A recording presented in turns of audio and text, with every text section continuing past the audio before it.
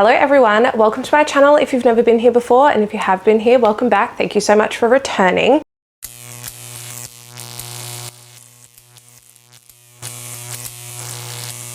Today we are doing January's reading wrap up, and I apologize, today's video is going to be long. I read a lot of books this month, so I'm going to attempt to keep it short and sweet, but I don't know how well that's going to go. So without further ado, grab a drink, grab a snack, and let's get into the video. Now, you guys know I like to do statistics, so let's go through that first. Now, I have slightly changed up what I put in these this year, because putting in the tropes is just so much work. But what I've done to replace that is best book of the month and worst book of the month. So this is my January wrapped. So we're going on to statistics. So in statistics, the amount of books I read was 15. That's including DNFs and books I completed. I think books I completed was 13 or 12. I think I DNF'd 3. One of them's a soft DNF, but I just can't see myself picking it up anytime soon. I've read 5,417 pages, which is insane to me. My average rating was 3.5 stars, which isn't the best, and obviously we'll get into that. And then my predominant format was ebooks and audiobooks. I didn't read a lot physically. I really utilized audio and my ebook this month. So now moving on to genres, you can see I was really heavy into the fantasy, romantasy, fantasy romance, that sort of thing. Now you guys know that I do distinct between fantasy, fantasy romance, and romantasy, and that is because I think you can have books that are very much more focused on just the fantasy aspects and the romance is a major subplot.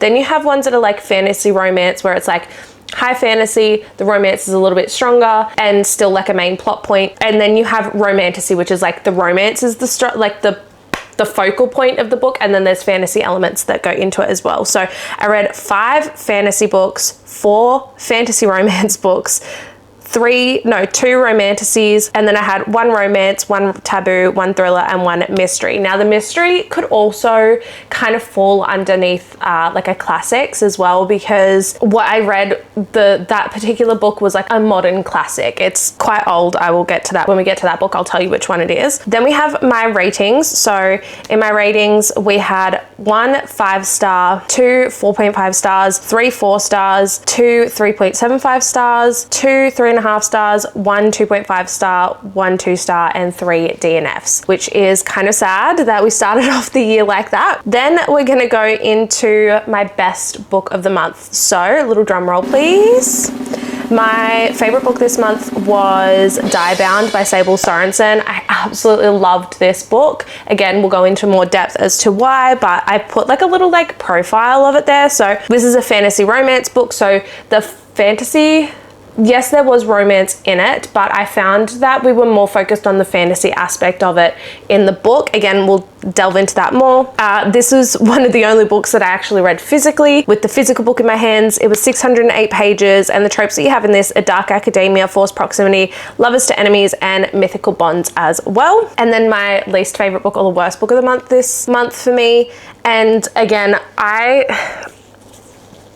this was a DNF. Again, we'll get into it, but the reason why this book above the other books that I DNF'd is the worst book of the month is because I went into this book expecting it to be amazing, because I loved The Other Brother by Tierney so much. So I was expecting The Sweet Secret to live up to that, but I hated the tropes, I hated the characters, and I hated everything about the book, and I got almost 100 pages in. So the worst book of the month was The Sweet Secret by Tierney. This is a romance book. I read it on my Kindle, so in an ebook format.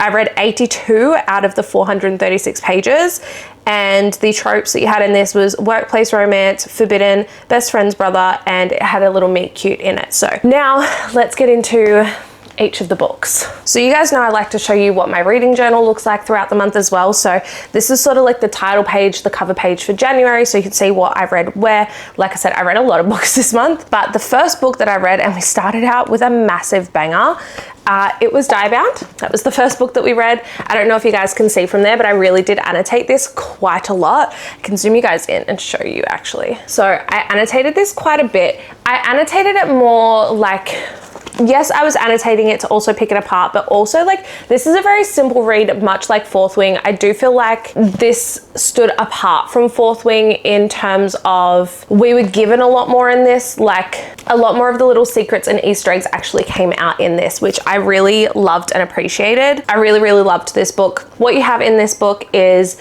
you're following Merrin Cooper, who is just like a regular girl, kind of grows up like in sort of like slums and, you know, is in a part of this kingdom that isn't the best. I think she's in the eastern quarter, I believe, of the city. And her nickname in this is Alley Cat because she is a little fighter and like a little alley cat, scrappy like that. And I love it. That's her fighting name. And in this city, I can't even remember how to say it. I can't remember how to say the city's name. I think it was one of those names that like I just kind of Nocturna. This is based in Nocturna.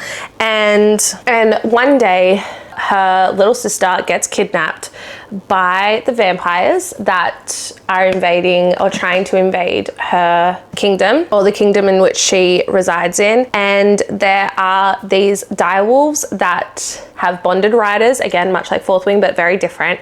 And there is a war effort going on, and after her sister is taken, she decides that she's going to go join the war effort to get to the front to get her sister back. And when she enlists and goes to enlist in the army, there is bonding trials happening, and they don't know when. It's not common when the bonding trials is like it is in Fourth Wing, that it's every year, and you know, on that first, I think it's the 1st of October is threshing and blah blah blah.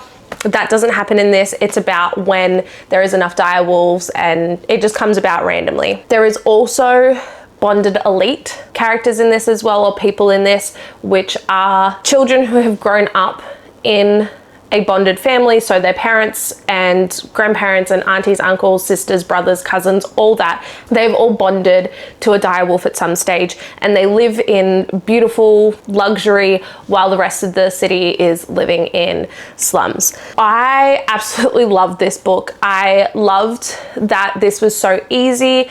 It wasn't slow in terms of, like, it was a bit slow paced at the start, but it wasn't boring slow. It was one of those types of slows that you could still get behind because the characters were really intriguing. They were really engaging. You were rooting for the characters really early on.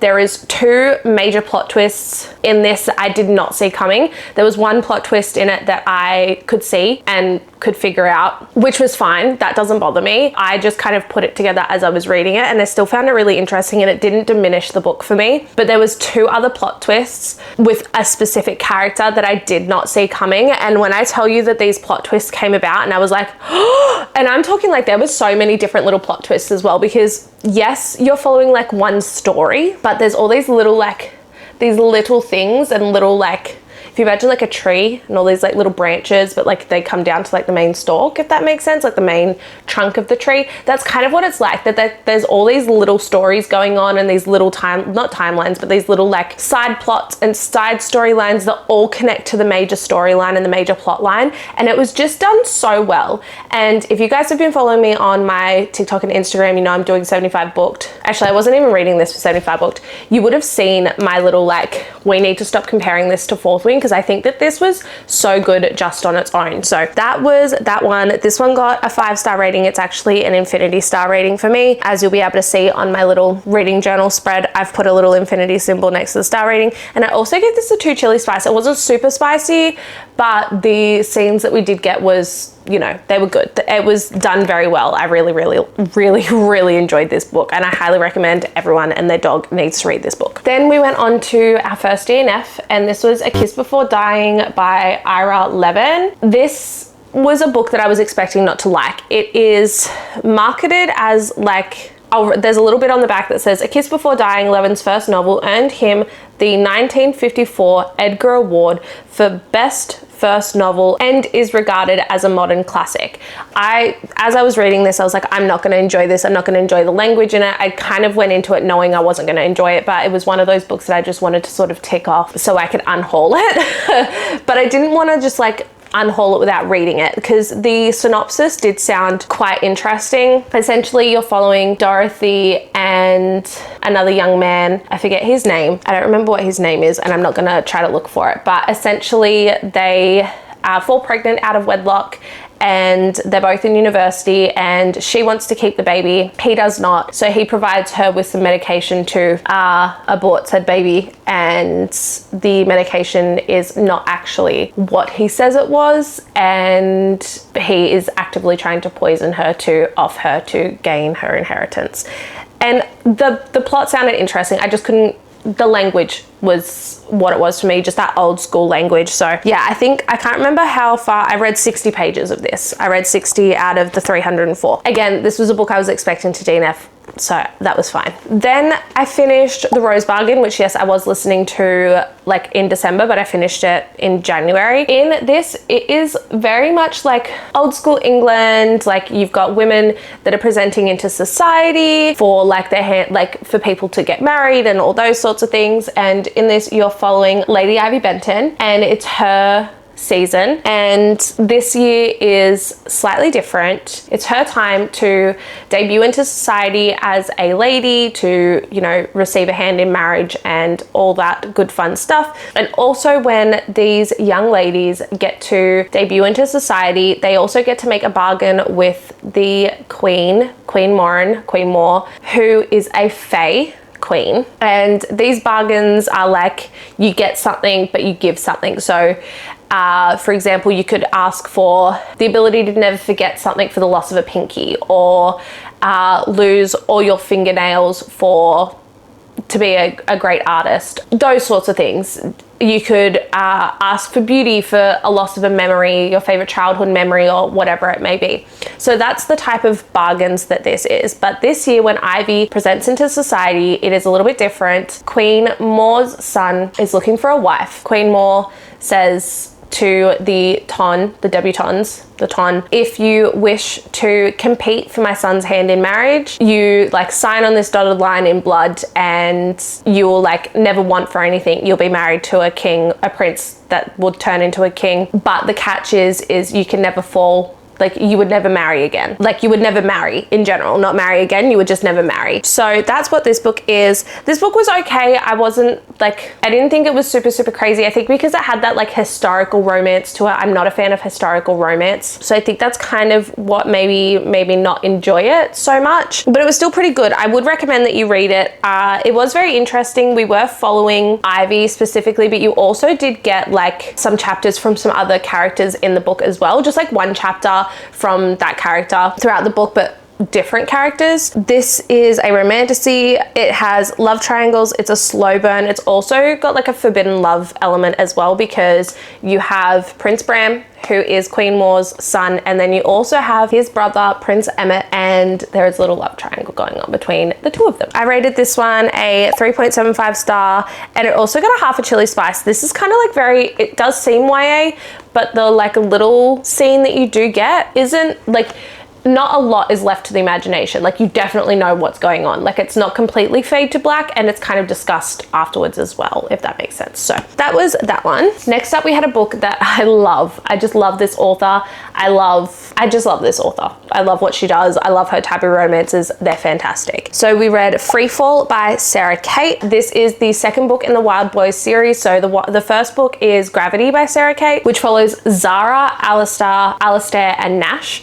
And in this one, this follows Nash, I forget his name, Nash, Ellis, and Hannah. And this is like a why choose, like throuple situation. It's MMF, reverse harem, age gap, and a billionaire romance as well. So in this, you are following Nash and Hannah the most, but Ellis is in there quite a bit as well. I don't want to tell you too much because it will give away some of what happens in the first book. So I don't want to give it away fully, but I really loved this book. I don't usually like love triangles or things like that, but this one was pretty good because it wasn't really a love triangle. Like I said, it was kind of a reverse harem situation. They all kind of are with each other. Also, these books are very heavy on some BDSM elements. So if that's something that you don't like, definitely check trigger warnings and like what type of explicit content is in Sara Cate's books. She's very heavy on some BDSM tropes. I love that. Personal preference, love BDSM stuff. So that was that one. This got a 4-star rating, and it also got a 3 chili spice because MM is something else. I'm just gonna say that MM spicy scenes is something else. Okay, and the next book that I finished was A Touch of Darkness by Scarlett Sinclair. I finally read and finished this book, and this was amazing. I love Greek mythology, Hades and Persephone, Zeus, Poseidon, all those things. I absolutely love Greek mythology. It's one of my favorite mythologies out there. And this is a Hades and Persephone's retelling. I didn't realize that this series just followed Hades and Persephone the whole way through. So I am eager to like continue on with this series and get more of their story. I did listen to this on Audible and it was great to listen to and I absolutely loved it. You're following Persephone in this more than anything. I think you do get a couple of chapters from Hades. I do know as well the second book is Hades' version. So if you're gonna read this book, I would do a tandem read of the first and the second book because I wish I had known that because that's what I would have done. I would have done a tandem read of the two. But you're following Persephone. She's the goddess of spring, but she can't grow a single thing to save her life. Anything she touches, any sort of flower or anything like that, shrivels and dies at her touch. And then one night she goes to, I forget what it's called. There's a particular nightclub. I can't remember what it's called though. I can't remember what this nightclub is called, but Hades owns a nightclub in the mortal world. The gods have come down and kind of like mingle and have businesses and stuff in the mortal world. And Persephone kind of gets encouraged and dragged along to Hades nightclub, even though her mother, her entire life has said you need to stay away from all the gods. And Persephone goes and she unknowingly makes a deal with Hades and ends up tying herself to him for 6 months. And the deal is she needs to make life grow in the underworld or her soul will be, she'll be condemned to hell essentially. The underworld, she'll have to stay there for eternity. And the spiciness of their like love story and the slow burn and the yearning that you can feel from Hades in this is just so good and I loved it so much. Like I said, Persephone and Hades is like my favorite Greek mythology retelling. I love their story. I love her story specifically. I also love Hades' story specifically. I think Hades is very misunderstood and I really love when books, you know, show that he's actually not a bad guy and he just wants to be viewed as a bad guy, like Neon Gods. I loved Neon Gods when I read that. So this is very similar vibes to that in terms of they do talk. This is maybe a little bit more true to the myth of Hades and Persephone, more along the lines of their original story. Obviously not exactly the same, but it's more, it follows that trajectory and that storyline a lot more than what Neon Gods did. This is also a lot more fantasy than Neon Gods, but I really, really love this book. This got a 4.5 star rating for me and a 2.5 chili spice as well. This is a really great book. And yeah, like I said, if you're gonna read this, read the first and the second book in a tandem read. So I haven't read the second book yet, but that's intentional because I don't want to be like, ugh, if that makes sense. So that was that one. The next book I read was Glow of the Everflame. Finally, I got to this book. I wasn't sure whether I was going to continue on with this series, but I'm going to get to it in a minute as to why I'm really glad that I did continue on with this series. But this book was a bit of a slog to get through, and I don't think that this book is that great either. I can't tell you a lot about what happens in this book, but you are following DM Bellator and you're in a world of immortal beings called Descended, and you also have mortals as well. And it is very much like they live this beautiful life while the mortals live a awful life, you know, struggling for ends meet and all that. There's crime happening and offings happening and all this stuff. So, and the way that you tell the difference between a mortal and a Descended is a mortal will have brown eyes and brown hair, and Descended will have colored eyes and different colored hair, and DM has different colored hair. Now, I will say the reason why I didn't like this book. The first book didn't have a strong plot line to me. It felt like a setup book. And then this was also a setup book. And I think I'll read you what I've written in my thing. This book was so boring. 600 plus pages of politics to get to one big fight. The fight was the only good scene in this book. I don't understand why we had 2 full setup books. It was infuriating. I was only excited to see what became of DM, and that wasn't even good because we didn't get to see the depth of her until the end. First 2 books, so not worth it. Now, I've slightly changed what I've said to you is not completely what I had in my reading journal because there's spoilers in my reading journal. I didn't love this book. I literally said to Book Bestie, if he's gonna read this series, skip this book. I will tell him about it. Read the last like 100 to 200 pages and then read the third book. That's literally what I said to him, because the third book, worth it, which we will get to in just a minute. But this one, not so much. I know a lot of people really love this series, but yeah, I love it now because I love the third book and I'm very excited for the fourth book. But yeah, glow of the Everflame and spark of the Everflame not where it's at. I also should tell you what I rated this. I rated this one a 3.75 star, and it got a half a chili spice as well, because this is supposed to be a romantasy, but there wasn't a lot of romance in it either. So,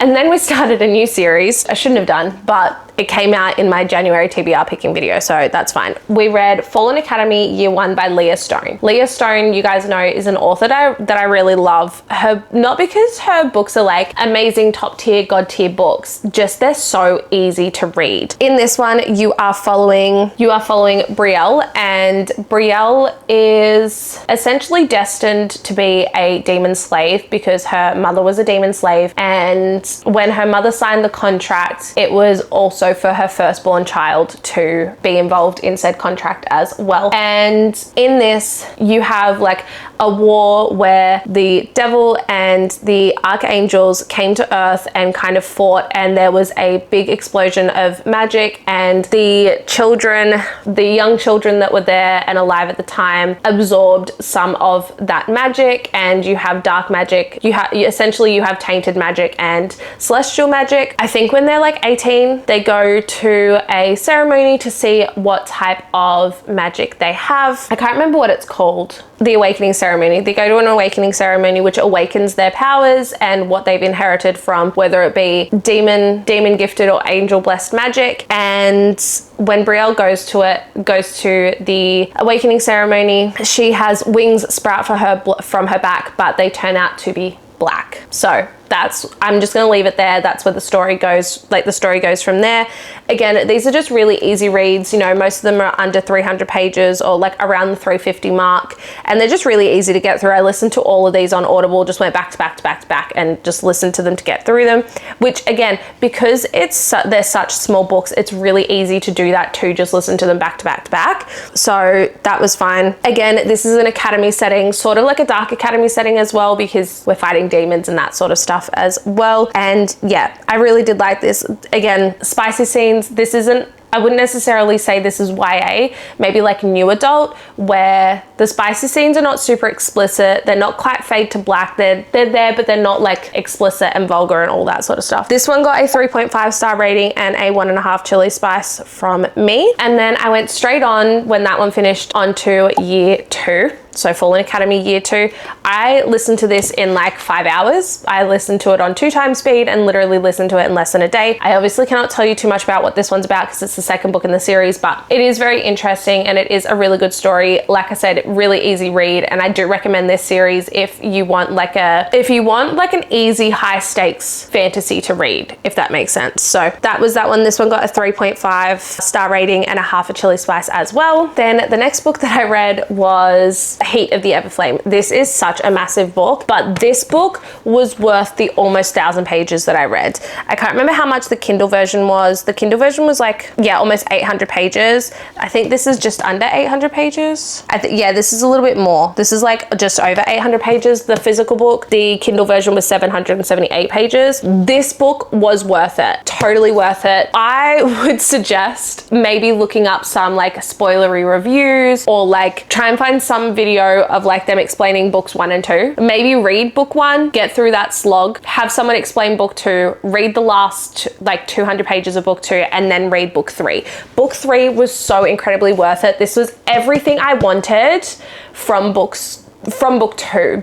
This should have been book 2. It should have had that like, oh, I just don't know how to explain it. It was just amazing. Again, I can't tell you what happens in this book, but this book was fantastic. And even though I had an idea of what was going to happen in the second book, this surpassed that, and I did not expect what I expected out of this. So I really, really enjoyed this book. Again, in my final thoughts here, I've said, this book is the best book in the series so far. I hate that I had to read the first 2 books to get here though. And I'm talking 1,075 pages before the storyline and plot actually got interesting. But this book was good. I like the development of the characters. I like where the story is headed. Oh, and I will say that I'm reading exactly what I've got on my reading journal. The other gripe I had with this book was that this book that was specific to this one was the amount of times a character would begin to open up, or they were about to have a serious conversation, something would go wrong and they would get interrupted. It was a problem because it happened so many times, but overall I actually enjoyed this book in particular in this series. And that was something that really did bother me, which is why it didn't get a 5-star, because I was annoyed by that. But it did get a 4.5-star and a 1 chili spice, because this one definitely picked up in the spice a little bit, and the romance got pretty good in this one too. I think I said that the first book and the second book in this series were fantasy or fantasy romance, whereas this one was a romantasy. This had a lot more romance. I think that's part of the reason why it got so big, because we had a pretty strong romance plotline as well as the fantasy plotline as well. Also, something I forgot to mention at the start of this video, if my face looks a little bit weird or I'm talking a little bit funny, or like you can see my mouth pull a bit funny, I had a tooth pulled last week. I had a tooth that has been dead for years, pretty much since I was 13, so we're talking almost 20 years with like 15 years. But I had a tooth that was just absolutely awful, and I had a really, really bad flare up last week, to the point where like I couldn't talk, I couldn't open my eyes, I was in so much pain, and I managed to get into the dentist and have it pulled. So my face blew up, because obviously having a tooth pulled is traumatic, and also the infection and everything like that. So I'm still a little bit swollen. I don't know if you guys will be able to see, but I'm still just a tiny bit swollen here, and I have a suture in there and it pulls. And I'm bruised inside my mouth, but today is the first day that I feel like I can actually talk. So if you notice that, please ignore it. Okay, then the next book I read was Never Lie by Freida McFadden. I was reading a lot of romantasy and fantasy and romance. I just needed like a little bit of a change of pace to get back into all the fantasy and stuff. So I just read Never Lie. I had it physically, and yeah, it was easy to get through. A nice, simple, easy read. Freida McFadden isn't a favorite author of mine. I saw one of the plot twists in this coming, like it was something that I expected. And yeah, it wasn't a bad book. But essentially in this, you are following newlyweds Trisha and Ethan, and they're looking for a house to move into, and they come to look at this house, and a blizzard hits. It's in the middle of nowhere. They've got no cell service, no nothing. A blizzard hits, and the real estate agent hasn't been there, like isn't there to show them, and they notice a light on inside, and they just think, you know what, it's probably just the real estate agent. We'll just go inside, better than waiting in the car in this blizzard. We'll just go inside, and the house is a house of a therapist who has disappeared, and now the house is up for sale. And while they're there, Trisha finds a room full of tapes from her session, from the therapist sessions with her patients, and she ends up listening to them. And yeah, I'm not gonna tell you anything else. It was interesting. It's like a really good palette cleanser. I find that that's the best thing for Freida McFadden's books, is they're just really great palette cleansers for me personally. I have other authors that are mystery thriller authors that I prefer. Freida is just not up there. Like Megan Lally is one of my favorites. Anna Downs, absolute god tier, love her. And Mads Rafferty, her Deadly Occupants book was really, really good, but Megan Lally is my favorite. I'm so excited for her new release that's coming out next month, I think it's next month, but yeah, super excited for that. But yeah, this got a 2.5-star rating and a half a chili spice, because randomly these have like one spicy scene in them. They're not super graphic, but they do end up having a spicy scene in them. Freida's books, super random, I know, but do what you want, girl, do what you want. Okay, and I'm gonna talk about these two books together because it was the rest of the series of Fallen Academy Year 3 and Fallen Academy Year 4. Year 3, this book is a lot bigger because it actually has a novella in the back of it as well from a different character's POV. I'm not gonna tell you who because I don't want to spoil the rest of the series for you. I did listen to both of these on Audible as well, and you know, just finished off the series. I just really wanted to get through it and finish the series. This one was a step up from the first two books. I found this one really interesting. The fantasy elements was really interesting, and it just was elevated a little bit.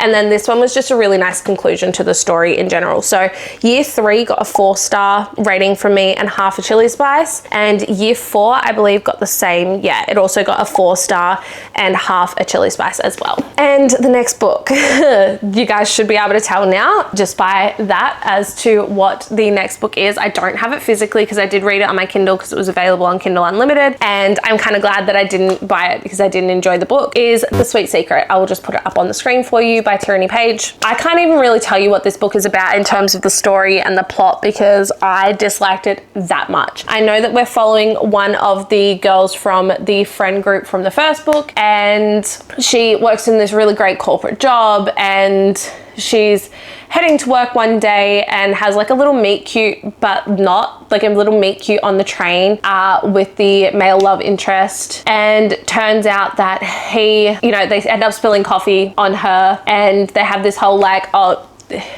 I don't know how to explain it. She's like, oh, you're just like a bigoted man. Not bigoted, that's not the right word. She's like, oh, you're just like really big, egotistical, blah, blah, blah. And he's like, oh, you're all the sass that I don't want. And it just is really, so annoying. Usually I love books like that, but this was like very insta-lovey in terms of they were saying all this, but then in their, like, especially in that, like, the male main character's POV, in his internal monologue, like the words he was saying with what was going on in his head did not align, and it was very like in his head insta-lovey, but he was saying like, I don't want to buy a review, but yet I think like chapter 8, he was in the shower, rubbing himself down, if you catch my drift, to the thought of her in chapter 8. And then chapter 13, because they're both like very promiscuous in the like bedroom and with Schmecks, and they end up both going to a like Schmecks club in, I think it's London that the book is, yeah, London, because it's called London Hearts, and they both end up going there individually. And as soon as she walks in, we're in her POV, she walks in, and then like he approaches her in her POV,